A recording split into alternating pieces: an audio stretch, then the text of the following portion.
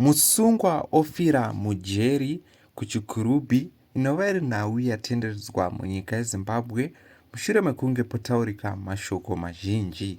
Kusangana kwazvinoita pano paHarare Networks patinobata nhau dzinenge dzichiitika munyika yedu yeZimbabwe, tichiti kana pane vatsva mukana wekubaya batani kuitira kuti mugosangana nenhau dzatinenge takabata dze-social commentary news dzemaererano nezvinhu zvatinosangana nazvo munharaunda matinogara. Zuva ranhasi tauya takabata nhau yemusungwa anova ari musungwa akafira mujeri rechikurubi mushure mekunge ari kunzi akafira ari kumunda kwekuchikurubi. Inmate iyi iri kutsanangurwa kunzi rufu rwayo rwakatanga kuziviswa kuruzhinji rwenyika yeZimbabwe nemashoko anga asati avherifaiwa mushure mekunge pachiziviswa kunzi musungwa uyu kufa kwake vamwe vaiti kurohwa nemagadhijeri, asi veZimbabwe Prison and Correctional Service vakazozivisa patsamba yandakuisira pascreen vachizivisa rufu rweinmate inonzi yainzi Gift Mbowa anova akafa mujeri apo musi wa20 March 2026. Ari kunzi musungwa uyu ainga ane achisevha 12 months ari mujeri, asi vanova magadhijeri ari kuti musungwa uyu aikomplena usiku nechest pain inova, asi vasungwa vari kunzi vakamuendesa kumunda vasingazive kuti munhu uyu ane chest pain.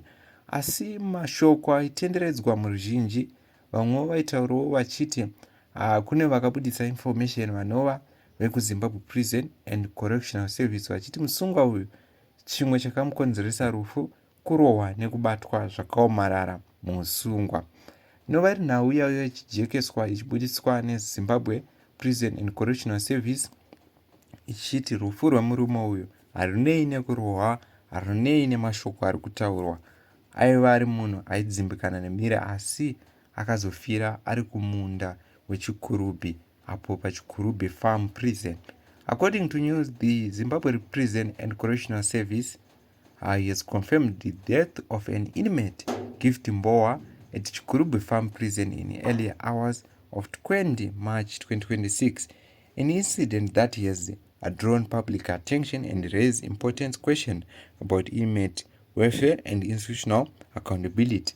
According to a statement released on 25 March 2026, Mbowa was serving a 12-month sentence, reportedly complained of chest pains during the night.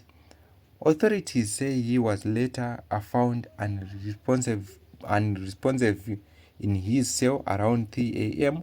While these initial details point to a possible medical emergency, the situation has been complicated by claims circulating suggesting that the death may have been involved in an assault.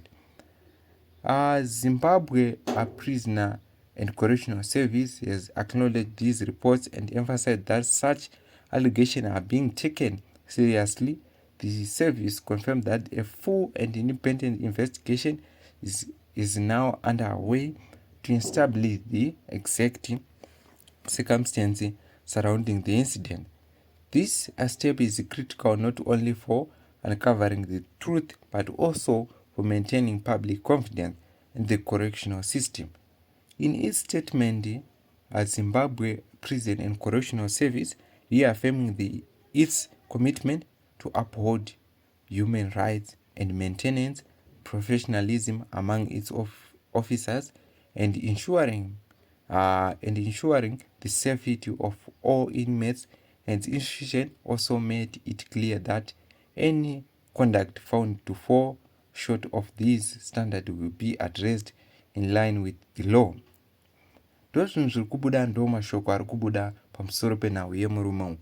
Inova iri nhau inosiririsa vanhu veruzhinjiwo vari kuti kuvasungwa uku magadhijeri abate vasungwa zvakanaka ndo zvinogona zvakakonzeresa rufu rwemurume uyu. Asi iyo vanova vekuchikurubi vari kutsanangura vachiti murume uyu akaonekwa akafira murumu museu yanga ari, asi veruzhinjiwo vari kuti ari kunzi akafira ari kumunda achishanda. Izodzi dzimwe nyuzi dzatakabata pano paHarare Networks, patinokuigirai nhau dzinenge dzichiitika.